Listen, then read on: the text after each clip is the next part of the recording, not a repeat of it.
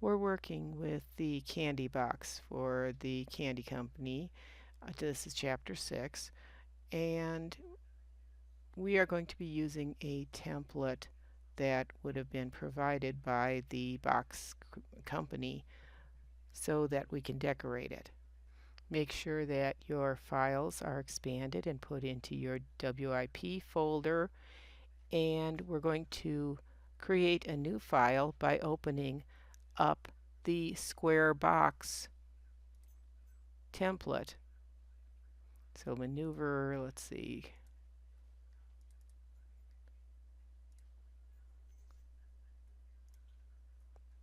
open that, and let's maneuver this around so that we can see the full box.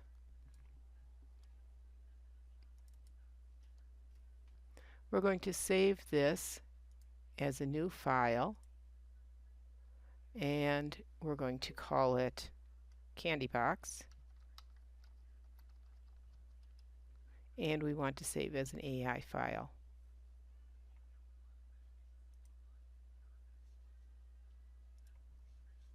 In this file, we want to open up the Layers panel. We have our die cut, bleeds and margins, and our fold guides. The die cut would be a actual cutting line. In this case, it's indicated by a dashed line. And we want to add a new folder at the top of this, or a new layer rather, and we're going to call it background.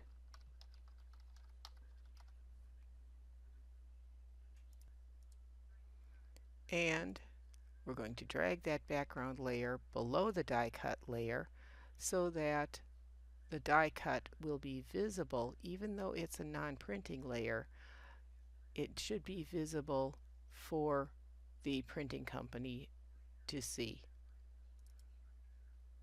With the background layer selected, we're going to go to File and Place, and we want to bring in the background TIFF, which is the candy. We don't need to select any of the import options. We're not going to link it. We do want to embed it at this point. And click Place. Place your image, and then we're going to drag it to put it where we want it. Pick up your selection tool if you don't have that, and we're just going to slide this image around. Hello. There we go. We're going to slide the image around so that it covers all 4 of the panels, but we don't want it onto the top panel. So keep the candy below the top flap. Now looking at this image, you're going to look up across the top, and in your control panel you're going to see that this is only a 72 pixel per inch image, which means it's not going to be really great for printing, but we're actually going to turn this into a drawing by using image trace. So let's go in and hide all the other layers, and with our image selected, we're going to click on image trace. Now remember, we have all of those really weird default settings, so we're going to open the image trace panel, which we can do right here, or you can go up to Window and open it that way. For this particular image, we have a low fidelity photo. Let it work a little bit, and we're going to go into our palette selections, and we're going to select limited. That should change a little bit of what the colors are that we're seeing. We are understanding that this is going to be a drawing, and it's going to look like a drawing. It's not going to look like the photograph. Now for the purpose of speed, you can actually turn off the preview mode. If you do that, you're going to just see the image as it was placed. I'm going to leave mine on. You can turn yours off so that you work faster, but I want you to see the changes that we're making. I'm going to expand the advanced setting, and I'm going to change my paths to be a little more accurate. So instead of 50%, I'm going to put in 75% and hit tab. My corners can be less corner and more curve, so I'm going to lower that to 25%.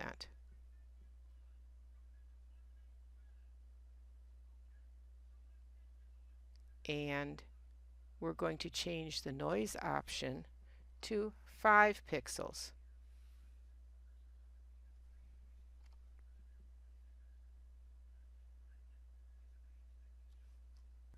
For more about understanding the image trace options, read the highlighted section on the bottom of page 309.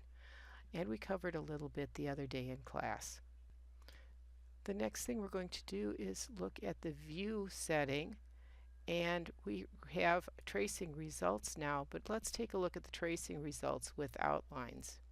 We can see the vector paths that are going to be making up our illustration. Let's go back to tracing result, and if you click the eye icon to the right of the view button and hold down the mouse, you'll see the original of this, which it's not going to let me do. There it is. There. That's my original, and this is what we're having for a drawing. We want to be able to use the colors that have come up in here as swatches to color other parts that we're going to put on the box. So pick up or open up your color swatches. I'm going to bring that. Your swatches right now, you only have a green, black, and white. So we're going to create some swatches by choosing the eyedropper and select a dark red color. So there's a pretty dark red. Making sure that our fill color is active in color, we're going to create a new swatch.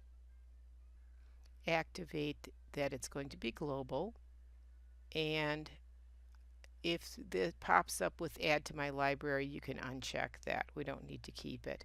Just say OK to it, and we'll accept that default named by the color values. We want to next sample a light pink color and add that as another global color, and pick up a light yellow and add that. Next, we're going to be working with some text, and we're going to apply some styles and some effects to create a warp design and have a banner running on the box. Now that we have our background layer created, we're going to actually lock and hide our background and create a new layer, and we'll call this one side 1, and another new layer. Oh, let's not lock that. Visible, not lock. And we're going to create another one, and we're going to call that side 2. I think I'm going to rearrange those so side 1 is on the top. Side 1 is going to be our active layer, and we're going to create a rectangle in the center of the left panel. I guess we need to show our, not the background, we want to show the bleeds, and we want to show the guides. So we can create a rectangle in the center of the left panel that is